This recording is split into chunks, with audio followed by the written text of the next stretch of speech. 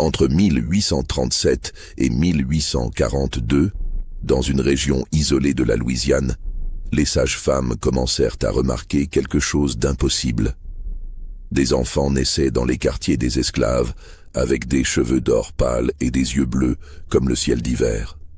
Un enfant, puis 2, puis 5, puis 10. Tous différentes mères, tous le même père invisible. Et personne n'osait prononcer son nom à voix haute. Avant de continuer, abonnez-vous à cette chaîne et dites-moi dans les commentaires de quelle ville vous nous écoutez. Cette histoire doit être entendue. La Louisiane des années 1830 était un territoire de contradictions brutales. Depuis l'achat par les États-Unis en 1803, cette ancienne colonie française avait conservé ses particularités.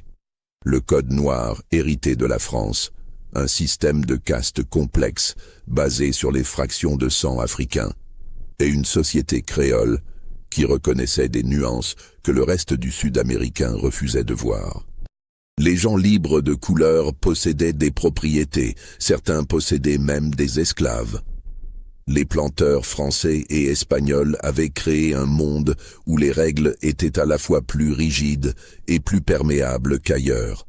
Dans la paroisse de Saint-Laurent, à environ 70 km au nord-ouest de la Nouvelle-Orléans, s'étendait une région de bayous et de terres fertiles où le coton régnait en maître absolu. Les plantations s'étalaient le long d'un affluent paresseux du Mississippi, séparé par des forêts de cyprès où la mousse espagnole pendait comme des linceuls gris. La chaleur y était suffocante 6 mois par an, et les moustiques formaient des nuages si denses qu'on pouvait à peine respirer au crépuscule. C'est là que se trouvait la plantation Bellevue, propriété de la famille Duchamp depuis 1789. 3 générations avaient vécu dans la grande maison blanche à colonnes, construite sur une légère élévation pour échapper aux inondations printanières. Derrière la maison principale, disposées en rangées parfaites, s'alignaient les cabanes des esclaves, des structures de bois brut avec des toits de bardeaux, chacune abritant entre 6 et 10 personnes selon les saisons et les naissances. En 1837, la plantation comptait 143 âmes asservies, 72 hommes, 58 femmes, 13 enfants. Le registre était tenu avec une précision méticuleuse dans le bureau du maître, chaque ligne documentant un nom, un âge approximatif, une compétence, une valeur estimée.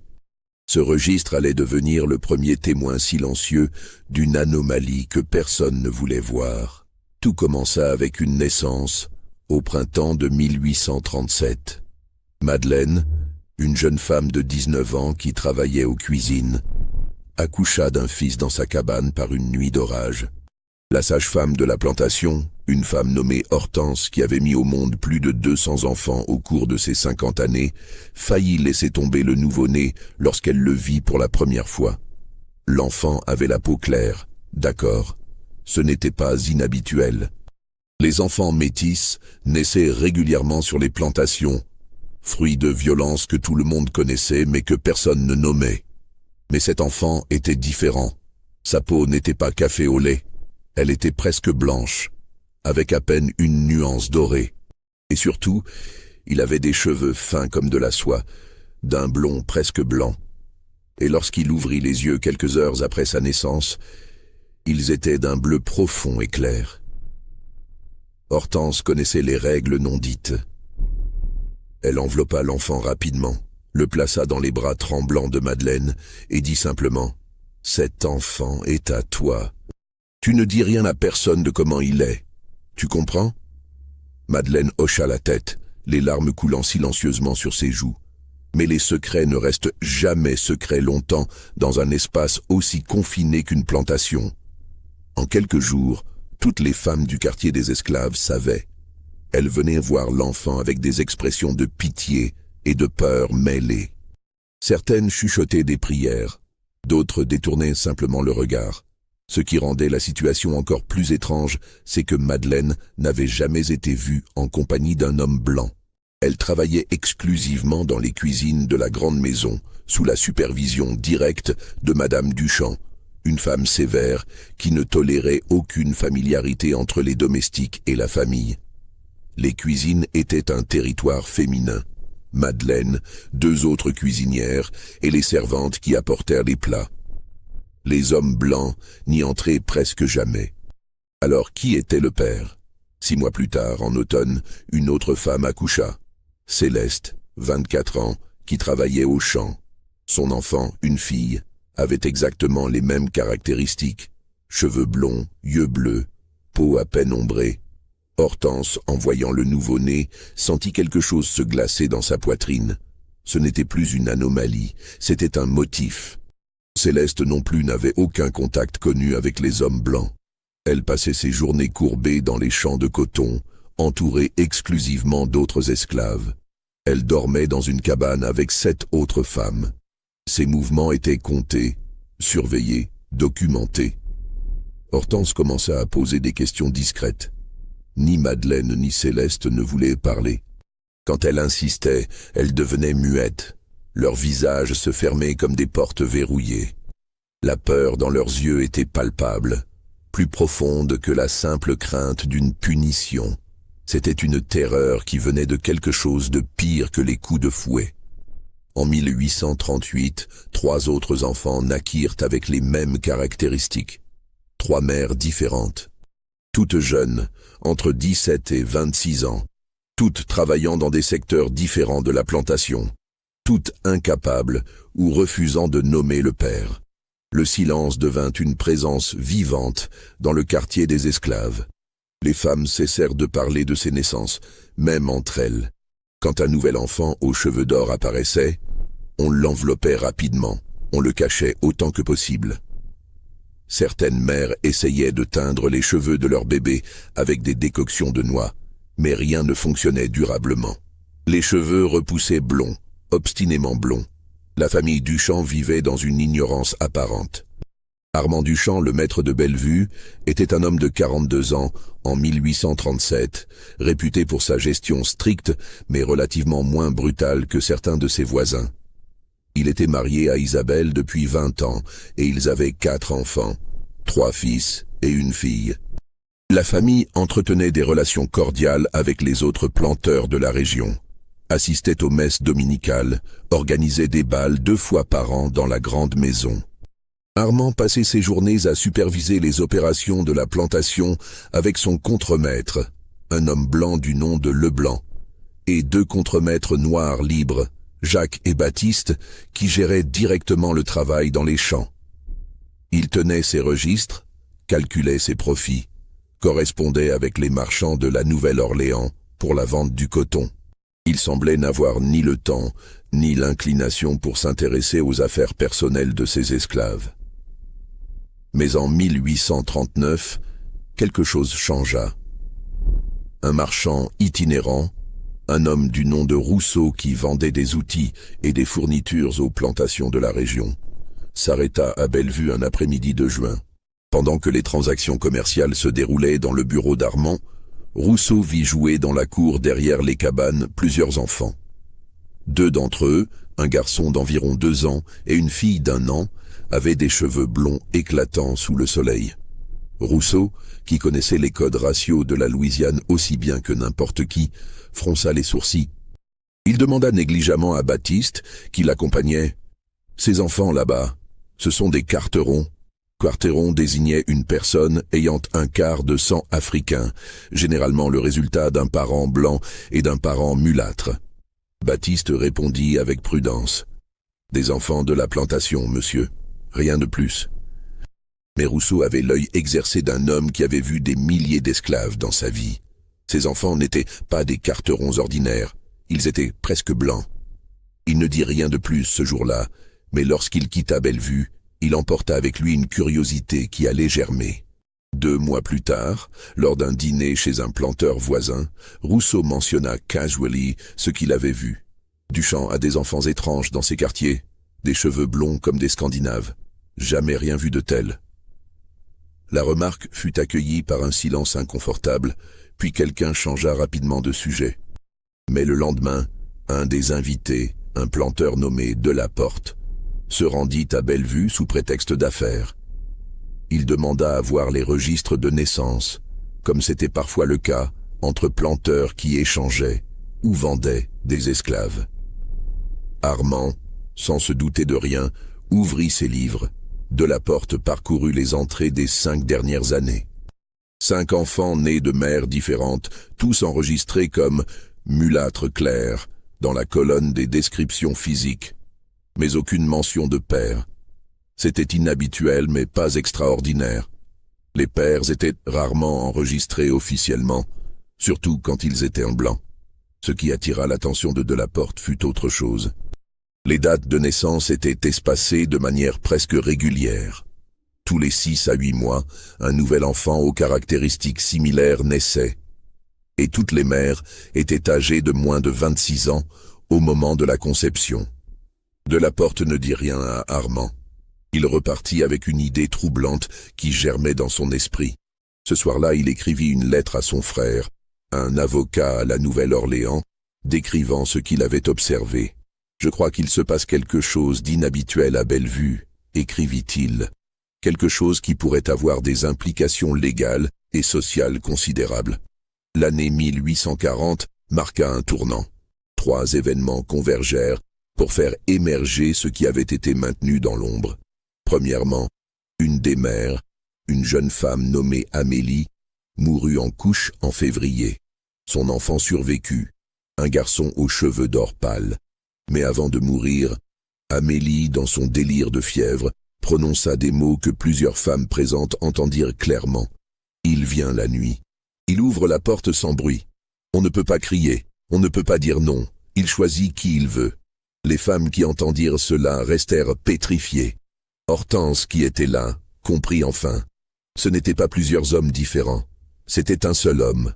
Un homme qui avait accès à toutes les cabanes, qui pouvait se déplacer librement la nuit, qui était protégé par un pouvoir qui rendait toute résistance impossible.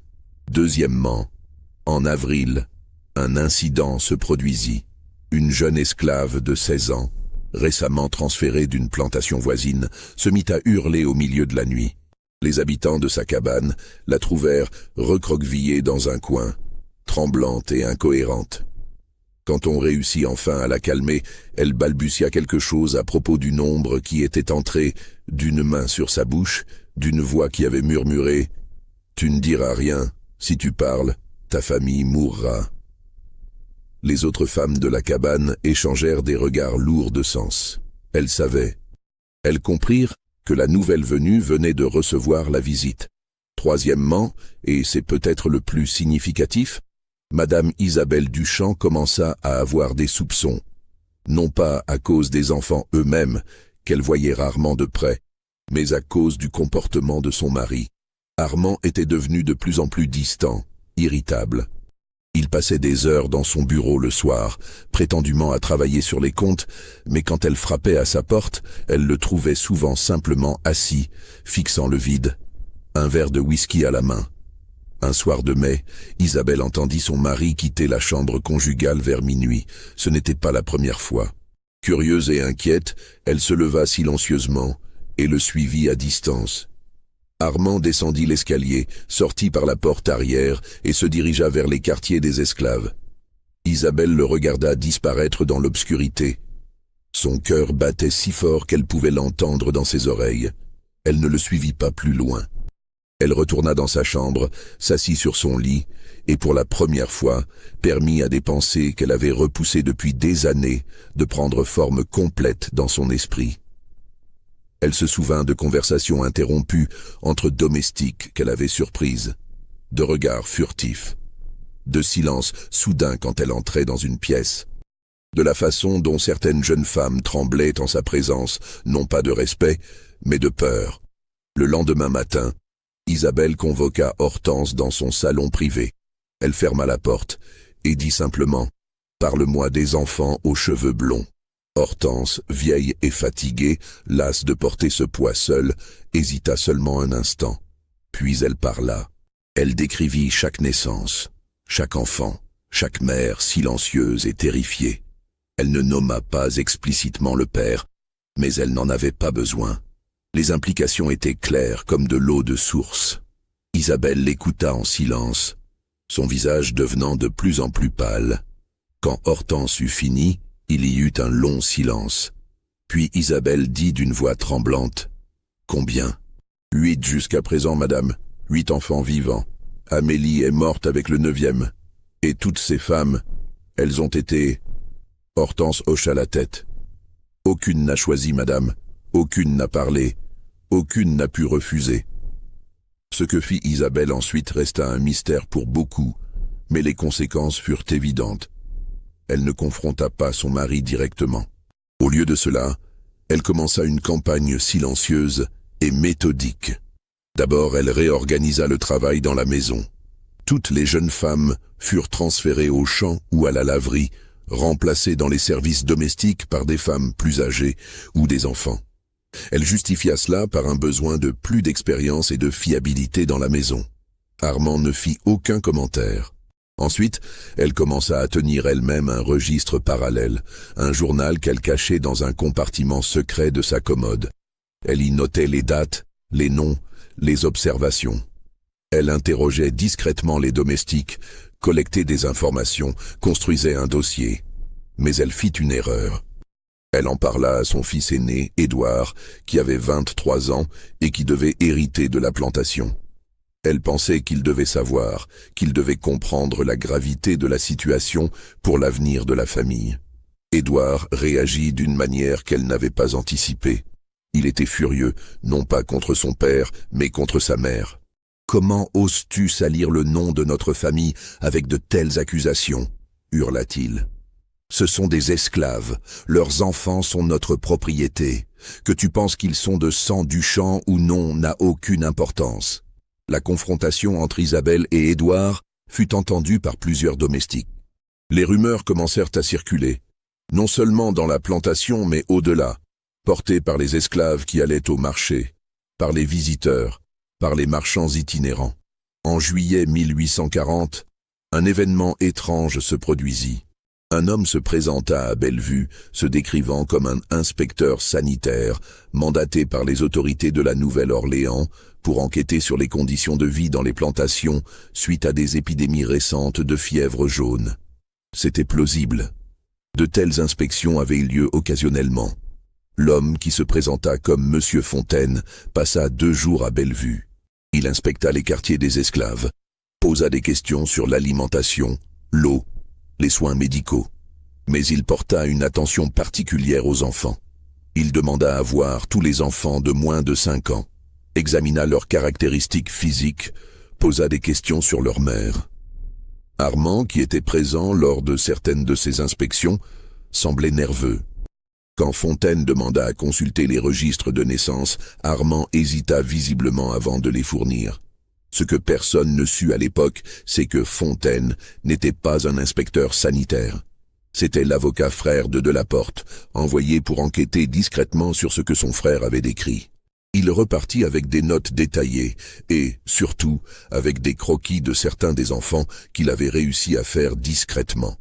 Si cette histoire vous donne des frissons, aimez cette vidéo et dites-moi dans les commentaires ce que vous pensez qu'il va se passer. La vérité est encore plus sombre que vous ne l'imaginez.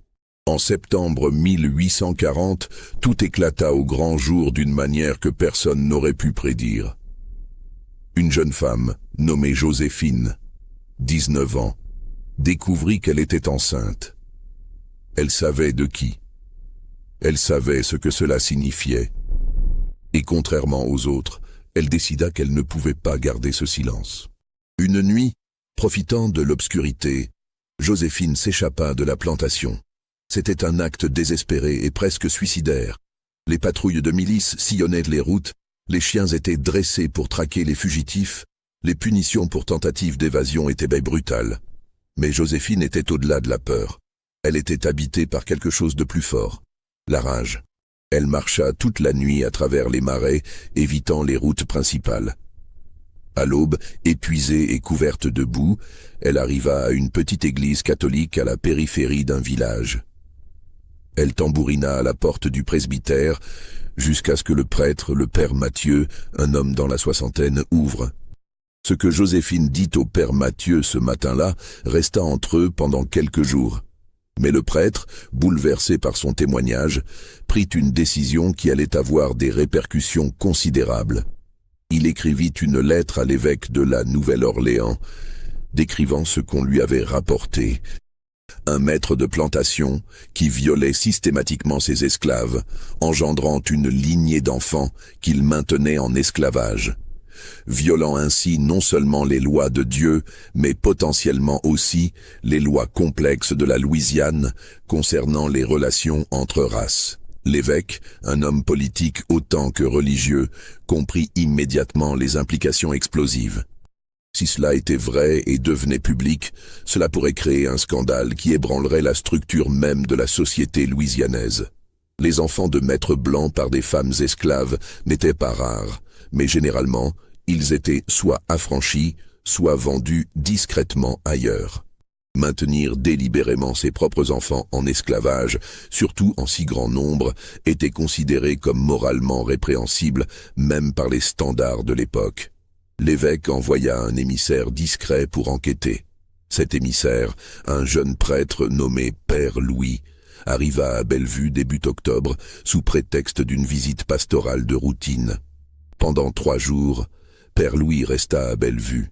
Il célébra la messe pour la famille et les esclaves, bénit la maison, conversa poliment avec Armand et Isabelle, mais il observait, il comptait, il notait. Le 3e jour, il demanda à Armand la permission de confesser les esclaves qui le souhaitaient. C'était une demande inhabituelle mais pas sans précédent. Armand, ne voulant pas paraître impie, accepta. 12 femmes vinrent se confesser à Père Louis dans une petite chapelle que la famille entretenait sur la propriété. 11 d'entre elles parlèrent. Elles décrivirent les visites nocturnes, la terreur, l'impossibilité de refuser, les menaces voilées contre leur famille, les enfants qui naissaient avec des traits qui marquaient leur paternité de façon indélébile. Père Louis, assis dans le confessionnal, sentit sa foi ébranlée. Il avait entendu beaucoup de confessions dans sa vie, mais jamais rien de cette ampleur, de cette systématique cruauté. Quand il repartit de Bellevue, il emportait avec lui non seulement son rapport, mais aussi quelque chose que Hortense lui avait discrètement remis. Le journal d'Isabelle, que celle-ci avait décidé de confier à l'Église, espérant que cela forcerait une intervention. L'évêque se trouvait face à un dilemme terrible. D'un côté, il avait le devoir moral d'agir. De l'autre, il comprenait les réalités politiques. Armand Duchamp n'était pas seulement un planteur prospère. Il avait des relations puissantes, des amis au gouvernement de l'État, des liens avec d'autres familles influentes. Une accusation publique pourrait se retourner contre l'Église elle-même. Pendant 2 semaines, l'évêque consulta ses conseillers les plus proches. Certains plaidaient pour une dénonciation publique immédiate, arguant que le silence de l'Église face à une telle abomination la rendrait complice. D'autres, plus pragmatiques, soulignaient les dangers d'une confrontation directe. Duchamp n'est pas seul, disait l'un d'eux. Si nous l'exposons, combien d'autres planteurs se sentiront menacés? Combien fermeront leurs portes à l'Église? Combien utiliseront leur influence pour nous nuire? L'évêque pria longuement. Il relut le journal d'Isabelle, page après page de douleurs méthodiquement documentées. Il relut les témoignages recueillis par Père Louis, et il prit sa décision. Il choisit une voie médiane. En novembre 1840, l'évêque convoqua Armand à la Nouvelle-Orléans pour une rencontre privée. La convocation arriva à Bellevue un mardi matin, portée par un messager en soutane noire. Armand la lut et comprit immédiatement que le moment qu'il redoutait était arrivé. Le voyage vers la Nouvelle-Orléans prit 2 jours. Armand voyagea seul, refusant la compagnie de son fils ou de son contremaître. Durant ce trajet, selon ce qu'il confierait plus tard à un proche, il n'arriva pas à dormir. Les visages des femmes qu'il avait violées le hantaient. Les pleurs des enfants arrachés à leur mère résonnaient dans ses oreilles. Mais ce n'était pas la culpabilité qui le tourmentait, c'était la peur des conséquences. La rencontre eut lieu dans le bureau privé de l'évêque. Une pièce austère aux murs de pierre, ornée seulement d'un crucifix massif et de quelques livres anciens. Étaient présents l'évêque, Père Louis et un chanoine nommé Bertrand, qui servait de secrétaire et de témoin. Ce qui se passa dans ce bureau ce jour-là ne fut jamais enregistré officiellement dans les archives de l'évêché, mais des fragments filtrèrent à travers plusieurs sources. Père Louis, dans une lettre personnelle à son frère écrite 3 ans plus tard et découverte dans les années 1980, décrivit la scène avec des détails troublants. L'évêque ne perdit pas de temps en civilité. Il plaça devant Armand le journal d'Isabelle, ouvert à une page particulièrement accablante. « Lisez », ordonna-t-il simplement. Armand lut. Ses mains tremblaient légèrement en tenant le livre. C'était l'écriture de sa femme, méticuleuse et claire. 15 novembre 1839. Madeleine m'a confirmé aujourd'hui ce que je soupçonnais. Son fils, maintenant âgé de 2 ans et demi, n'est pas le fruit d'une relation consentie. Elle m'a décrit comment mon mari entre dans les cabanes la nuit, comment il choisit les jeunes femmes, comment il les menace de représailles si elles parlent. Elle pleurait en me le racontant. J'ai compté maintenant 7 enfants qui portent ces traits de manière indéniable. L'évêque laissa Armand lire plusieurs pages en silence. Puis il présenta les témoignages écrits des femmes qui s'étaient confiées à Père Louis lors des confessions. 11 témoignages, chacun racontant la même histoire avec de légères variations. Les visites nocturnes, la main sur la bouche, les menaces murmurées, l'impossibilité de résister, la terreur qui suivait. « Vous êtes un homme éduqué, monsieur Duchamp, » dit finalement l'évêque. « Vous savez lire le latin, vous connaissez les saintes écritures. Comment conciliez-vous ce que vous avez fait avec les enseignements du Christ ?» Armand resta silencieux pendant un long moment. Selon Père Louis, son visage passa par plusieurs expressions. D'abord le déni, puis la colère, puis quelque chose qui ressemblait presque à de la résignation. « Monseigneur, dit-il finalement, vous ne comprenez pas les réalités de la vie dans une plantation. Ces femmes sont ma propriété, c'est la loi. Ce qui se passe entre un maître et ses esclaves n'est pas du ressort de l'Église. » L'évêque se leva brusquement, sa chaise raclant le sol de pierre. « N'est pas du ressort de l'Église ?» Sa voix était glaciale. « Monsieur, vous avez violé des femmes sans défense. Vous avez engendré des enfants que vous maintenez en esclavage. Vous avez créé une situation où vos propres fils et filles travaillent dans vos champs comme du bétail. Et vous osez me dire que ce n'est pas du ressort de l'Église. Ce sont des esclaves, répéta Armand, mais sa voix manquait de conviction. Leurs enfants sont des esclaves. C'est la loi de la Louisiane, c'est la loi des États-Unis. La loi des hommes n'est pas la loi de Dieu, rétorqua l'évêque. Il ouvrit alors un livre de droit qu'il avait préparé. Mais puisque vous invoquez la loi des hommes, parlons-en. Connaissez-vous le cas de State versus Johnson de 1835 ? La Cour a statué qu'un maître qui maintient délibérément ses propres enfants biologiques en esclavage commet un acte contre nature qui peut être contesté. Connaissez-vous le précédent établi en 1828 dans la paroisse de Saint-Charles, où un planteur fut contraint par la Cour d'affranchir tous ses enfants illégitimes après qu'un avocat eut démontré la paternité? Armand pâlit, il ignorait ces précédents. « Ces cas sont rares, » murmura-t-il, « les cours ne les appliquent presque jamais. »« Presque jamais n'est pas jamais, » dit l'évêque. Il se rassit, croisant les mains sur son bureau. « Voici la situation, monsieur Duchamp. J'ai en ma possession des preuves documentées de ce que vous avez fait. J'ai des témoignages de 11 femmes. J'ai le journal détaillé de votre propre épouse. J'ai les observations d'un prêtre de l'Église. Si je choisis de rendre tout cela public, vous serez ruiné. Pas légalement peut-être, les lois de la Louisiane sont ce qu'elles sont, mais socialement, moralement, vous serez un paria. Vous me menacez ? Demanda Armand, trouvant soudain un peu de courage dans l'indignation. Je vous offre une chance de rédemption, corrigea l'évêque. Une chance que vous ne méritez pas, mais que l'Église, dans sa miséricorde, est prête à vous accorder. Il exposa alors ses conditions. Armand devait immédiatement cesser toute visite nocturne au quartier des esclaves. Il devait affranchir tous les enfants qu'il avait engendrés et leur fournir un soutien financier jusqu'à leur majorité. Il devait permettre aux mères qui le souhaitaient d'être affranchies également. Et il devait faire une confession publique de ses péchés devant la congrégation de sa paroisse. Armand écouta ces conditions avec une incrédulité croissante. « C'est impossible, dit-il quand l'évêque eut fini. Si j'affranchis ces enfants, si j'admets publiquement qu'ils sont miens, je signe ma propre condamnation sociale. Plus aucune famille respectable ne voudra s'associer aux Duchamp. Mes fils ne trouveront jamais d'épouse convenable. Ma plantation sera mise en quarantaine économique. Alors vous préférez vivre avec votre péché ? Demanda l'évêque. Je préfère vivre, répondit Armand avec une franchise brutale. L'évêque comprit alors qu'il avait affaire à un homme qui avait perdu toute boussole morale. Il changea de tactique. Très bien, dit-il lentement. Si vous refusez la voie de la rédemption publique, alors nous devons trouver une autre solution.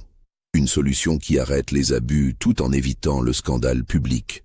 Ils négocièrent pendant 3 heures. Ce fut un marchandage sordide, décrit par Père Louis comme « l'une des heures les plus sombres de ma vie ecclésiastique ». L'évêque, réalisant qu'il ne pourrait jamais obtenir justice complète pour les victimes dans le cadre légal et social de l'époque, chercha au moins à arrêter les abus futurs et à atténuer partiellement les dommages passés. Le compromis final fut le suivant. Armand ne serait pas exposé publiquement, mais il devait vendre discrètement tous les enfants métis de sa plantation à des acheteurs choisis par l'Église, qui s'assureraient qu'ils soient placés dans des situations relativement meilleures. Il devait cesser immédiatement ses visites nocturnes. Et il devait faire une donation substantielle à l'Église, qui serait utilisée pour établir un fonds secret destiné à aider les femmes esclaves en détresse. Mais l'évêque joua aussi sa dernière carte, celle qu'il avait gardée en réserve. Il révéla qu'il avait des amis au sein du gouvernement de l'État qui s'intéressaient de plus en plus aux cas où les lois raciales étaient violées de façon flagrante.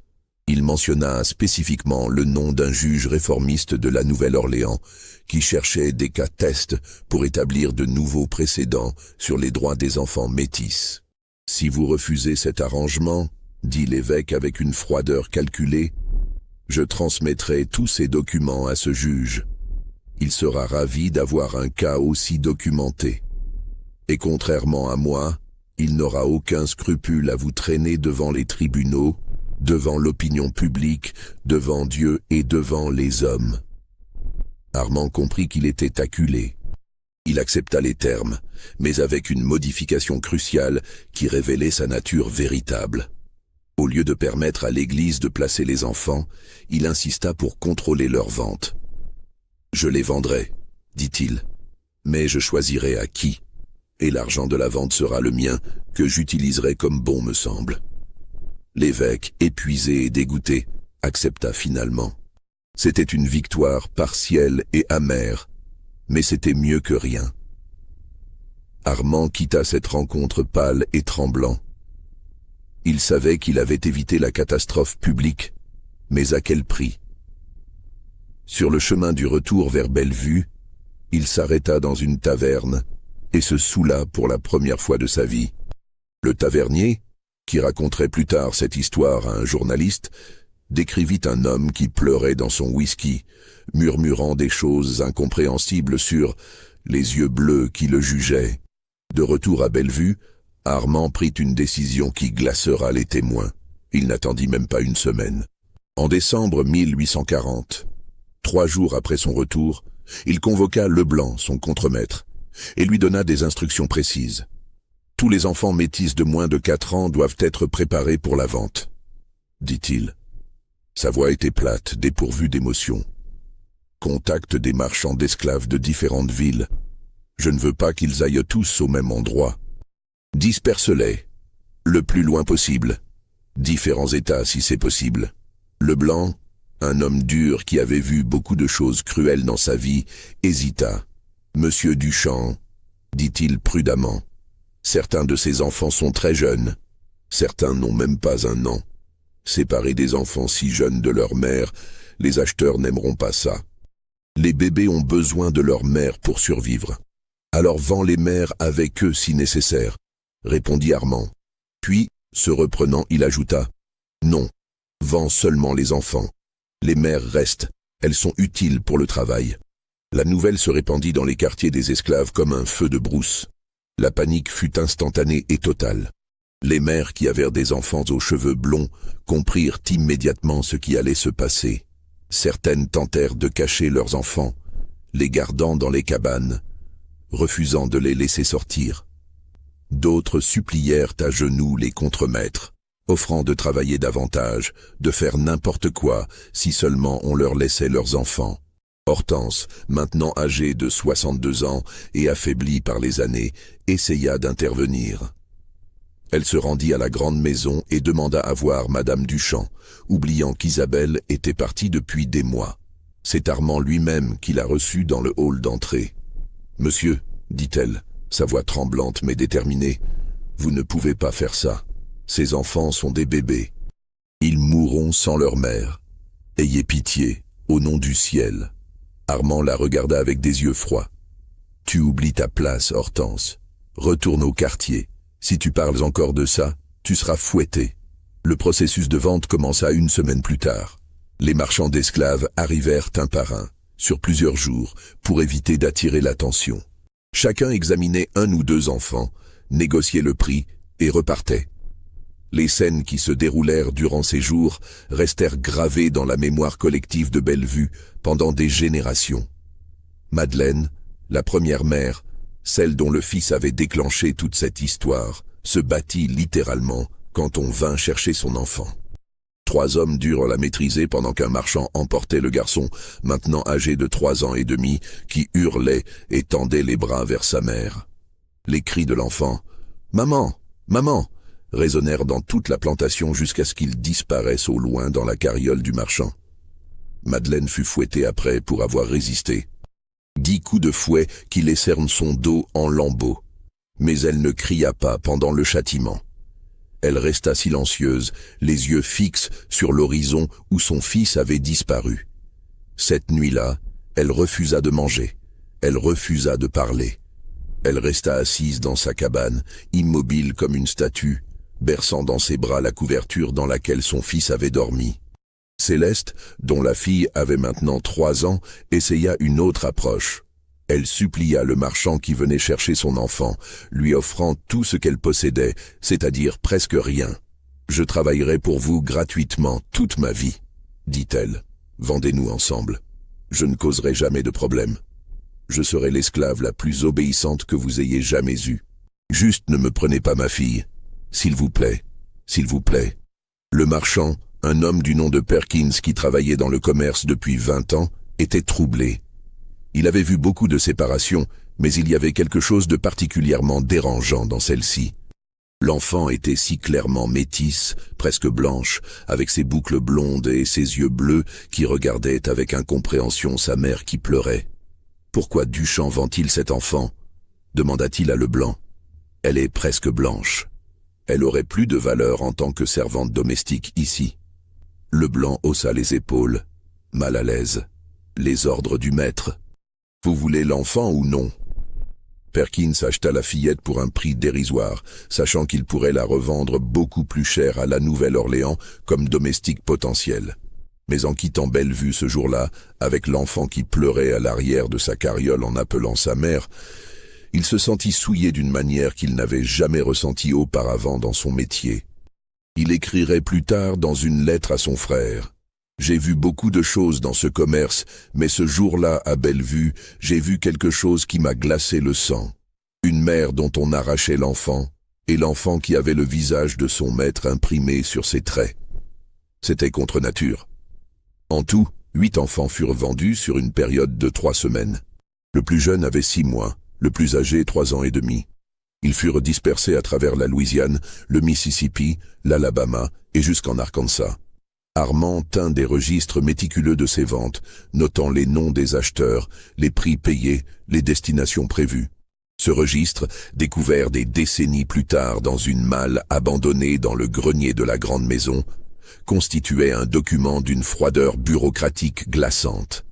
Chaque enfant était décrit avec la même notation clinique. Mulâtre clair, cheveux blonds, yeux bleus, environ X ans, vendu à Higuier pour Z$. Mais Armand ne s'arrêta pas là. Les 3 femmes qui étaient enceintes à ce moment-là, dont Joséphine qui était revenue à la plantation après que le père Mathieu l'eut convaincu que fuir ne résoudrait rien, représentaient un problème futur. Si elles accouchaient à Bellevue, les mêmes enfants aux traits impossibles naîtraient et le cycle recommencerait. Armand décida de les vendre avant que leur grossesse ne devienne trop évidente. Il les vendit à un planteur de canne à sucre du sud de la Louisiane, un homme nommé Lavergne, qui avait la réputation de diriger l'une des opérations les plus brutales de la région. Les plantations de canne à sucre étaient notoirement meurtrières. Le travail était épuisant, les conditions sanitaires déplorables, les maladies endémiques. L'espérance de vie d'un esclave dans une plantation de canne était de 7 à 10 ans en moyenne. Joséphine, en apprenant qu'elle allait être vendue, tenta de se pendre dans sa cabane. Elle avait noué une corde autour d'une poutre et s'était laissée tomber. Une autre femme la trouva à temps, la corde ayant à moitié cédé sous le poids. Elle coupa la corde et ramena Joséphine à la vie, bien que Joséphine supplia qu'on la laisse mourir. Quand elle fut emmenée 2 jours plus tard, Joséphine ne résista pas. Elle monta dans le wagon comme un automate, son visage vide de toute expression. Selon le témoignage d'une femme qui la vit partir, Joséphine était déjà morte. Son corps bougeait encore, mais son âme était partie. Ce qui arriva aux 3 femmes enceintes vendues à Lavergne ne fut jamais clairement établi. Des registres partiels suggèrent que 2 d'entre elles moururent dans les 2 années suivantes, probablement de fièvre ou d'épuisement. Joséphine disparut complètement des registres après 1843. On ne sait pas si elle mourut, si elle fut vendue à nouveau ou si elle réussit à s'échapper. Son sort resta un mystère. Isabelle, apprenant ce qui s'était passé à travers une lettre d'une amie qui avait des contacts à la Nouvelle-Orléans, confronta finalement son mari. Elle revint brièvement à Bellevue en janvier 1841, non pas pour se réconcilier, mais pour essayer une dernière fois de faire appel à ce qui restait d'humanité en lui. Selon le témoignage d'une domestique qui entendit leur dispute depuis le couloir, la confrontation fut explosive. Isabelle entra dans le bureau d'Armand sans frapper, brandissant la lettre qu'elle avait reçue. « Tu as vendu tes propres enfants » cria-t-elle. Sa voix tremblait de rage et de dégoût. « Tes propres enfants. Tu as arraché des bébés des bras de leur mère. Comment peux-tu vivre avec cela? Comment peux-tu te regarder dans un miroir ?» Armand, assis derrière son bureau, leva les yeux lentement. Son visage était fermé, dur. « Je n'ai pas d'enfant esclave, » dit-il froidement. « J'ai 4 enfants légitimes, nés de toi dans le mariage sacré. Le reste n'est que propriété. C'est tout. » « Propriété ?» Isabelle était incrédule. « Ce sont des êtres humains, des enfants qui portent ton sang, ton visage. Ce petit garçon avait tes yeux. La fillette avait ton sourire. Tu les as créés et puis tu les as jetés comme des objets. C'est exactement ce qu'ils sont, » dit Armand, sa voix montant progressivement. « Des objets. La loi dit qu'ils sont des objets. L'Église peut prêcher ce qu'elle veut, mais la loi est claire. Et j'ai agi dans le cadre de la loi. J'ai le droit de vendre ma propriété comme bon me semble. » La loi? Isabelle rit amèrement. « Tu invoques la loi? Et qu'en est-il de la loi de Dieu? Qu'en est-il de ta conscience? Qu'en est-il de ton âme immortelle ?» Il y eut un silence. Armand se leva lentement, ses mains posées à plat sur son bureau. « Ma conscience est claire, » dit-il d'une voix glaciale qui fit reculer Isabelle d'un pas. « Je dors très bien la nuit. Ces femmes sont ma propriété. J'ai le droit de faire ce que je veux avec ma propriété. Si cela te dégoûte, c'est ton problème, pas le mien. Tu es libre de partir si tu ne peux pas accepter les réalités de ce monde. » « Les réalités de ce monde, » répéta Isabelle. « Tu parles de réalité? La réalité est que tu es un monstre. Un monstre qui porte le masque d'un gentleman, qui va à l'église le dimanche, qui serre la main de ses voisins, et qui la nuit viole des femmes sans défense et vend les enfants qu'il engendre. » Armand contourna son bureau d'un pas rapide. Pendant un instant, la domestique dans le couloir crut qu'il allait frapper Isabelle. Mais il s'arrêta à quelques centimètres d'elle, son visage déformé par la rage. « Sors d'ici, dit-il entre ses dents. Sors de ma maison, retourne chez ta famille à Charleston. Et ne reviens jamais.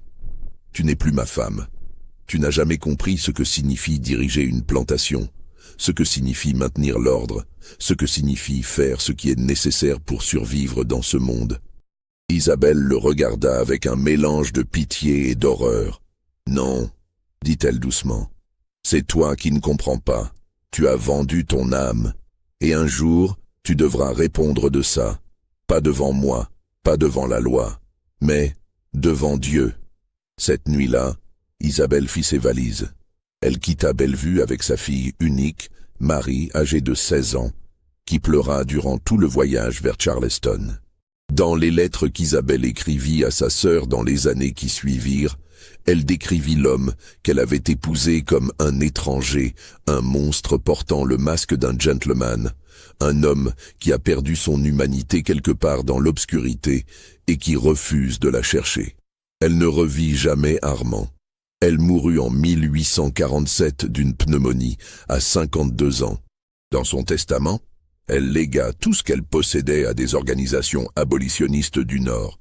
C'était sa façon de se racheter pour les années de silence, pour n'avoir pas agi plus tôt, pour n'avoir pas sauvé ses enfants quand elle en avait peut-être encore la possibilité. Les mois qui suivirent furent marqués par une tentative systématique d'effacement. Armand ordonna à Leblanc, son contremaître, de détruire les registres de naissance détaillés et de les remplacer par des versions simplifiées qui ne mentionnaient pas les caractéristiques physiques des enfants. Le journal d'Isabelle, que l'évêque avait conservé, disparut mystérieusement des archives de l'évêché. Il est probable qu'il fut détruit ou volé. Les femmes qui restaient à Bellevue reçurent des instructions claires: ne jamais parler de ce qui s'était passé sous peine de punitions sévères qui s'étendraient à leur famille. La peur, qui avait toujours été présente, devint totale, mais des traces demeurèrent. Des lettres écrites par le père Louis à des collègues décrivant ce qu'il avait découvert. Des entrées dans le registre paroissial de l'église locale qui mentionnaient les baptêmes d'enfants de teint clair inhabituels. Des notes dans les journaux de marchands d'esclaves concernant des enfants mulâtres très clairs, origine Bellevue, Duchamp. En 1841, un événement étrange se produisit. Une femme se présenta à Bellevue demandant à voir Armand. Elle était accompagnée d'un avocat. La femme était une affranchie de la Nouvelle-Orléans, propriétaire d'une petite pension. Elle affirmait avoir acheté un des enfants vendus par Armand, et ayant appris l'identité véritable du père, elle venait demander que l'enfant soit officiellement affranchi et reconnu. Armand la reçut brièvement et la rejeta catégoriquement. L'avocat menaça d'une action en justice basée sur une loi louisianaise obscure qui stipulait que les enfants de maître blanc pouvaient demander leur liberté sous certaines conditions. Armand, furieux, les fit escorter hors de sa propriété par des hommes armés. L'avocat, néanmoins, déposa une plainte auprès d'un tribunal de la Nouvelle-Orléans. Le cas fut enregistré sous le nom « Succession de l'enfant M.D. ». Les documents initiaux déposés décrivaient un enfant de teint très clair, cheveux blonds, yeux bleus, vendu par Armand Duchamp de Bellevue. Mais le cas ne fut jamais jugé. 2 semaines après le dépôt de la plainte, l'avocat retira mystérieusement toutes les accusations. Il fut découvert plus tard qu'il avait reçu une somme considérable d'argent d'une source anonyme. La femme affranchie disparut de la Nouvelle-Orléans et ne fut jamais revue. Armand Duchamp mourut en 1844 d'une attaque d'apoplexie. Il avait 49 ans. Son fils Édouard hérita de Bellevue. Édouard, contrairement à son père, n'avait aucun intérêt pour les affaires des esclaves au-delà de leur productivité économique. Il gérait la plantation de manière distante, passant la majeure partie de son temps à la Nouvelle-Orléans. Sous Édouard, Bellevue devint une plantation comme les autres. Les femmes qui avaient survécu aux années d'Armand vieillirent. Certaines eurent d'autres enfants de pères différents. Hortense mourut en 1847, emportant avec elle des souvenirs qu'elle n'avait jamais pleinement partagés. Mais l'histoire ne se termina pas là. Les enfants vendus grandirent dans des plantations dispersées à travers la Louisiane et au-delà. Certains moururent jeunes, victimes de maladies ou de maltraitance. D'autres survécurent jusqu'à l'âge adulte, et leur apparence physique continuait de les marquer. Un de ces enfants, un garçon qui avait été vendu à l'âge de 2 ans à une plantation en Arkansas, grandit pour devenir un domestique dans une grande maison de Little Rock. Son maître, intrigué par son apparence européenne évidente, lui demanda un jour d'où il venait. Le garçon, qui s'appelait maintenant Thomas, ne savait presque rien de ses origines, sauf qu'il était né en Louisiane, dans une plantation nommée Bellevue. Le maître, un homme instruit et curieux, fit des recherches. Il découvrit des rumeurs, des fragments d'histoire, des mentions dans des correspondances anciennes. Il apprit l'existence d'autres enfants similaires, tous dispersés, tous marqués par les mêmes caractéristiques physiques impossibles à ignorer. En 1856, ce maître écrivit une lettre au journal abolitionniste de Boston, le Liberator. Dans cette lettre, il décrivit le cas de Thomas et ce qu'il avait découvert sur ses origines. « Il existe en Louisiane, écrivit-il, une histoire enfouie de honte et d'horreur. Un homme qui a engendré des dizaines d'enfants par ses esclaves et qui les a maintenus, ainsi que leur mère, dans les chaînes. Qui, quand son secret fut menacé, a vendu sa propre progéniture comme du bétail. » La lettre fut publiée en septembre 1856. Elle créa une certaine agitation dans les cercles abolitionnistes du Nord, mais dans le Sud, elle fut largement ignorée ou déniée. Le journal de Charleston qualifia l'histoire de propagande abolitionniste sans fondement. Aucune enquête officielle ne fut jamais lancée. La guerre civile éclata en 1861. Bellevue, comme beaucoup de plantations, fut déchirée par le conflit. Édouard Duchamp, maintenant âgé de 44 ans et père de 3 fils, rejoignit l'armée confédérée avec un sentiment de devoir patriotique. Il mourut à la bataille de Shiloh en 1862, tué par un boulet de canon qui le décapita instantanément. La plantation passa alors sous le contrôle de sa veuve, une femme nommée Catherine, qui n'avait aucune idée de comment gérer une opération de cette taille. En 1863, quand les troupes de l'Union remontèrent le Mississippi et occupèrent la région, Bellevue fut partiellement pillée. Les soldats prirent la nourriture, le bétail, une partie du coton stocké. Mais ils ne brûlèrent pas la grande maison, contrairement à beaucoup d'autres plantations. Un officier de l'Union, le capitaine William Bradford du Massachusetts, fut stationné à Bellevue avec sa compagnie pendant plusieurs mois, à la fin de 1863.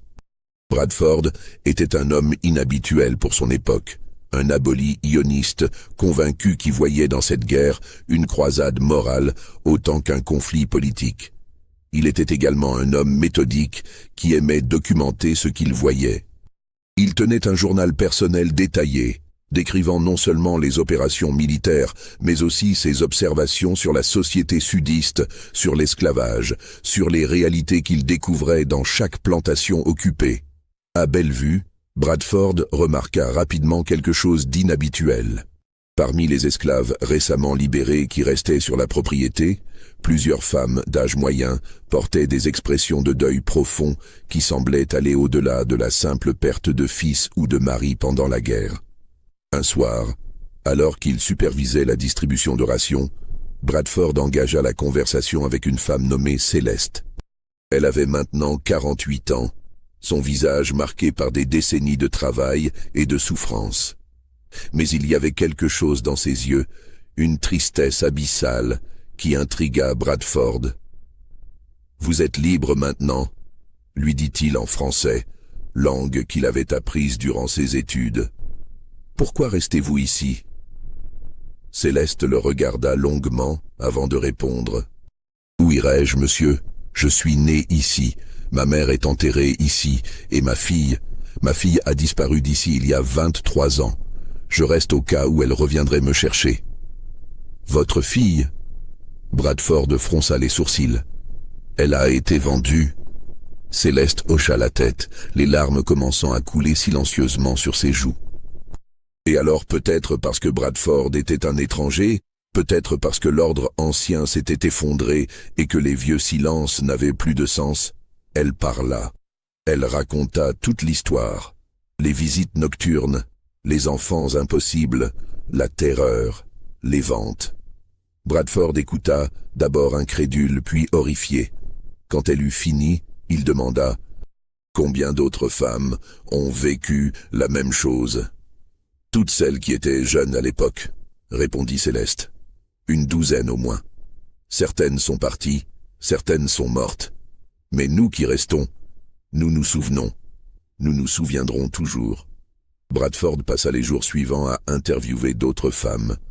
Il entendit des variations de la même histoire encore et encore. Madeleine, maintenant dans la quarantaine, lui montra les cicatrices du fouet qu'elle avait reçues pour avoir essayé d'empêcher qu'on lui prenne son fils. Une autre femme, dont Bradford ne nota pas le nom, lui décrivit comment elle avait vu sa sœur se noyer délibérément dans la rivière après qu'on lui eut arraché son bébé. Dans son journal, Bradford écrivit plusieurs entrées troublantes. Le 15 juillet 1863, il nota « Parler aujourd'hui avec une femme affranchie nommée Céleste. Elle m'a raconté une histoire qui défie l'imagination. Elle affirme que le maître précédent de cette plantation a engendré plus de 15 enfants par différentes esclaves sur une période de près de 10 ans. Tous ces enfants, dit-elle, avaient des cheveux blonds et des yeux bleus comme leurs frères et sœurs blancs. La plupart furent vendus lorsque le scandale menaça d'éclater. Elle a pleuré en me racontant cela, pleuré pour une fille qu'elle n'a pas vue depuis plus de 20 ans et qu'elle ne reverra probablement jamais. J'ai vu beaucoup d'horreur depuis que cette guerre a commencé, mais cette histoire m'a bouleversé d'une manière que je ne peux exprimer. Le 18 juillet, il écrivit « J'ai interrogé aujourd'hui 4 autres femmes.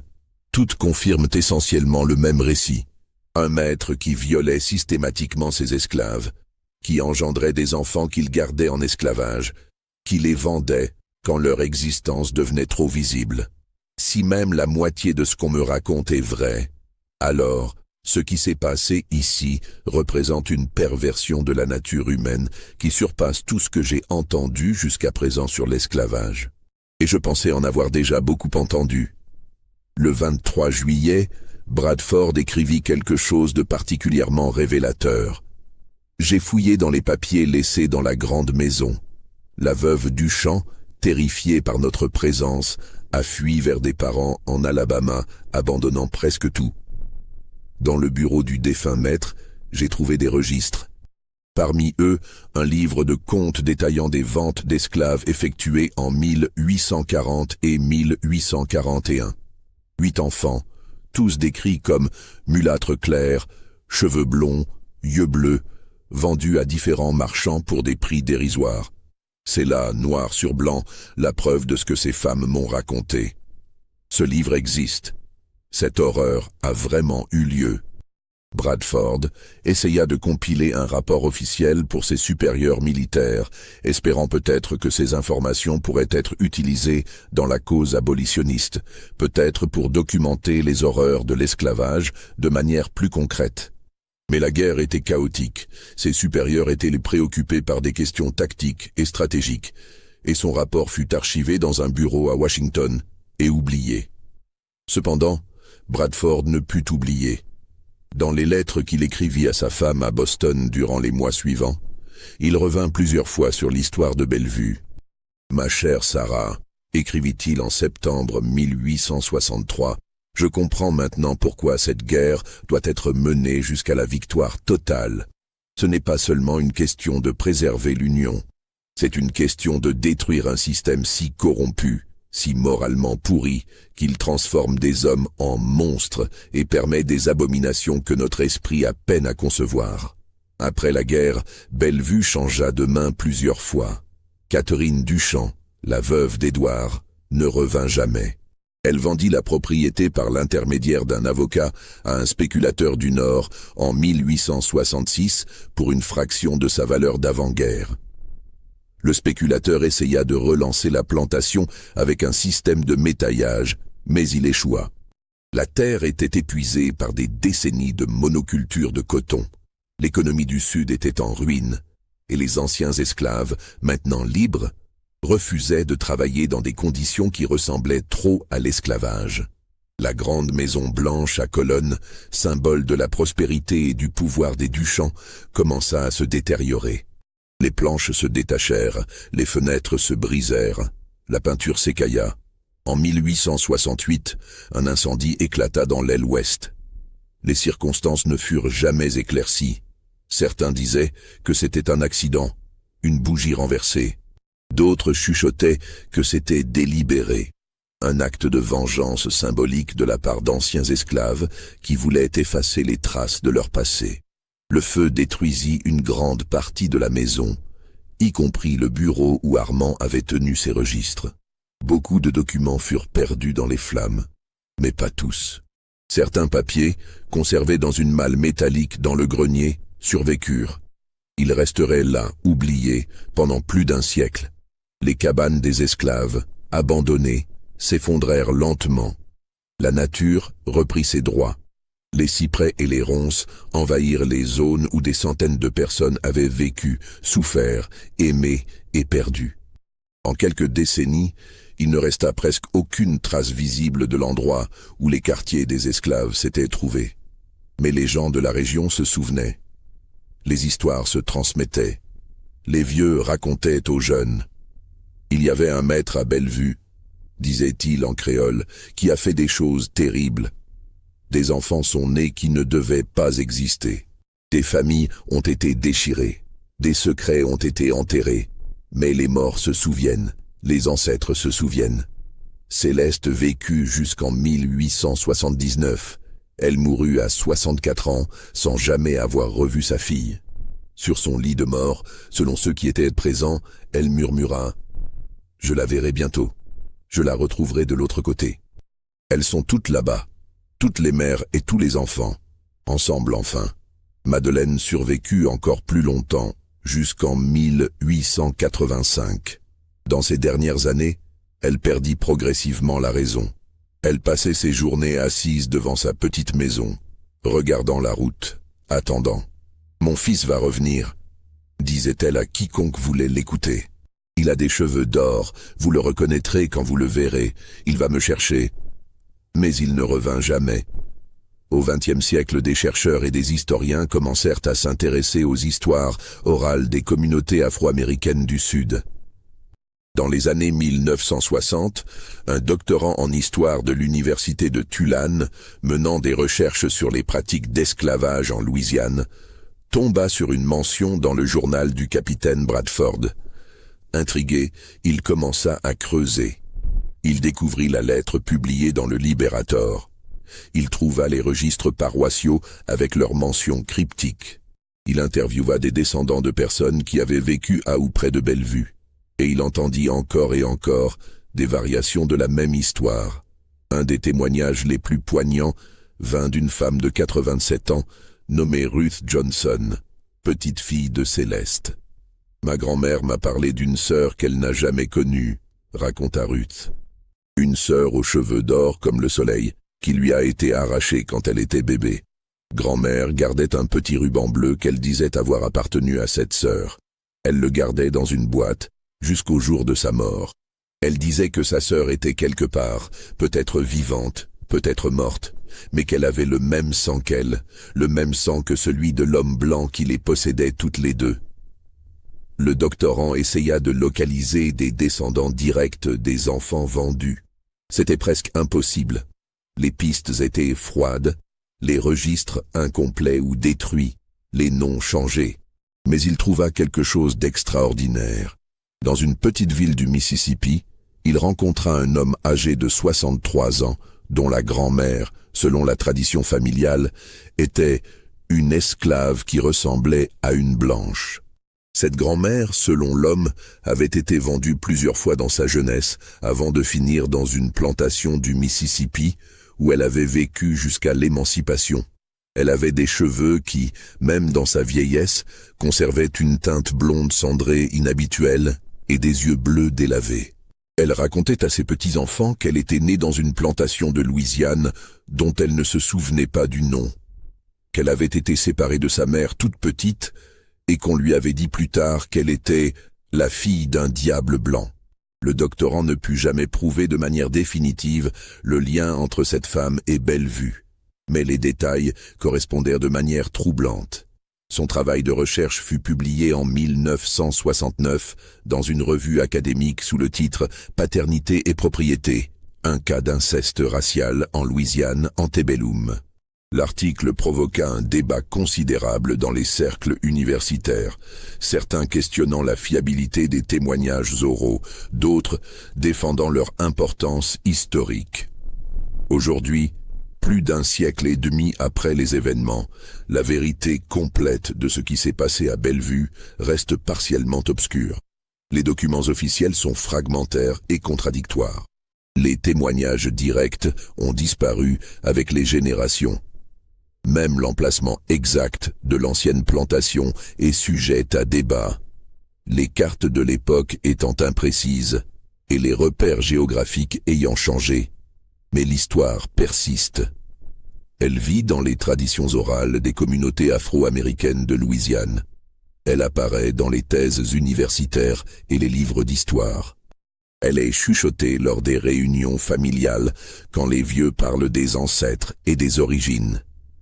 Et peut-être, quelque part, il existe encore des descendants de ces enfants aux cheveux d'or, des gens qui portent dans leur gène l'histoire d'une violence systématique, d'un abus de pouvoir absolu, d'un secret qui fut à la fois caché et impossible à cacher complètement. Il y a quelques années, une généalogiste amateur travaillant sur l'histoire de sa famille afro-américaine en Louisiane fit une découverte troublante. En comparant les résultats de tests ADN avec les recherches généalogiques traditionnelles, elle découvrit qu'elle avait un pourcentage inhabituellement élevé d'ascendance européenne qui semblait remonter à une seule source masculine dans les années 1840. En creusant plus profond, elle trouva une mention dans les registres familiaux d'une arrière-arrière-grand-mère née en esclavage qui avait, selon la description, la peau claire et les cheveux de couleur inhabituelle. La piste menait à une région de Louisiane, près de ce qui aurait été l'emplacement de Bellevue. Elle contacta d'autres personnes faisant des recherches similaires et découvrit qu'au moins 3 autres familles afro-américaines de la région avaient des histoires similaires, des ancêtres nés en esclavage dans les années 1830 à 1840 avec des caractéristiques physiques européennes marquées, tous potentiellement liés à la même source paternelle. Ces personnes, en discutant entre elles, réalisèrent qu'elles partageaient possiblement un ancêtre commun, un homme qui avait abusé de son pouvoir de la manière la plus intime et destructrice possible, créant une lignée fantôme d'enfants qu'il avait ensuite effacée de l'histoire officielle. L'histoire de Bellevue et des enfants aux cheveux d'or pose des questions qui résonnent encore aujourd'hui. Comment une telle chose a-t-elle pu se produire de manière si systématique et pendant si longtemps?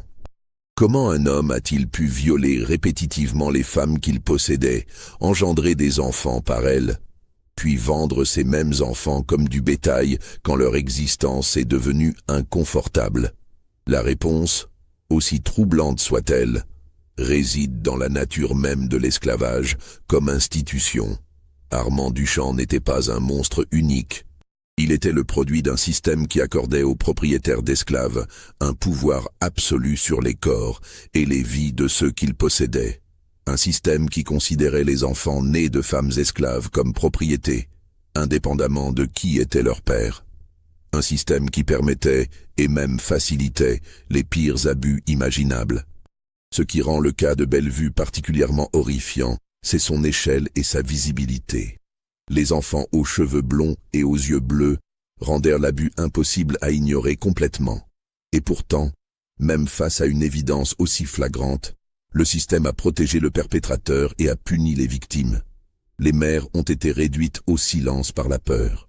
Les enfants ont été dispersés et effacés. Les témoins ont été intimidés ou achetés. Les registres ont été détruits ou falsifiés. Combien de ces enfants ont survécu jusqu'à l'âge adulte? Nous ne le saurons jamais avec certitude. Combien ont vécu en sachant qui était leur père, portant le fardeau de cette connaissance? Combien ont transmis cette histoire à leurs propres enfants, créant une mémoire familiale de traumatisme et de perte? Et les mères, ces femmes qui ont porté ces enfants, qui ont vu leurs traits impossibles à nier, qui ont été violées répétitivement et qui ont ensuite vécu le cauchemar ultime de voir leurs enfants vendus et emportés. Comment ont-elles survécu? Quelle force intérieure leur a permis de continuer à vivre, à travailler, à résister d'une manière ou d'une autre? L'histoire de Bellevue n'est pas seulement une histoire d'horreur historique. C'est une fenêtre sur les mécanismes du pouvoir, de l'abus, du silence forcé et de la résistance. C'est un rappel que les pires crimes ne sont pas toujours commis dans l'obscurité totale, mais parfois en pleine vue, protégés par des structures sociales et légales qui rendent la dénonciation impossible et la justice inaccessible.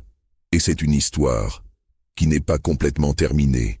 Quelque part, il existe peut-être encore des gens qui portent dans leur ADN la trace de ce qui s'est passé à Bellevue. Des descendants qui ne connaissent pas leur histoire complète, qui ne savent pas que leurs ancêtres ont vécu ce cauchemar particulier. Pensez-vous que tout a été révélé? Croyez-vous que cette histoire est vraiment arrivée? Dites-moi ce que vous en pensez dans les commentaires ci-dessous. Abonnez-vous à cette chaîne pour plus d'histoires sombres de l'histoire que nous devons nous souvenir. Et partagez cette vidéo avec ceux qui ont besoin de savoir que l'histoire n'est jamais aussi simple qu'on nous l'enseigne. Certaines vérités restent enfouies pendant des générations, mais elles finissent toujours par émerger, d'une manière ou d'une autre. La Louisiane garde encore beaucoup de secrets. Celui-ci n'est peut-être que la surface d'une réalité encore plus sombre. La question n'est pas de savoir si de telles horreurs se sont produites, mais combien d'autres histoires similaires n'ont jamais été racontées? Combien de voix n'ont jamais été entendues? Combien de vérités restent enterrées sous le poids du silence et du temps? Cette histoire vous a-t-elle glacé le sang? Avez-vous des frissons en pensant que cela pourrait être vrai? N'oubliez jamais, l'histoire la plus terrifiante est celle qui pourrait réellement s'être produite. Et à Bellevue, en Louisiane, entre 1837 et 1842, quelque chose d'extraordinairement sombre s'est certainement déroulé. Les traces existent encore, il suffit de savoir où chercher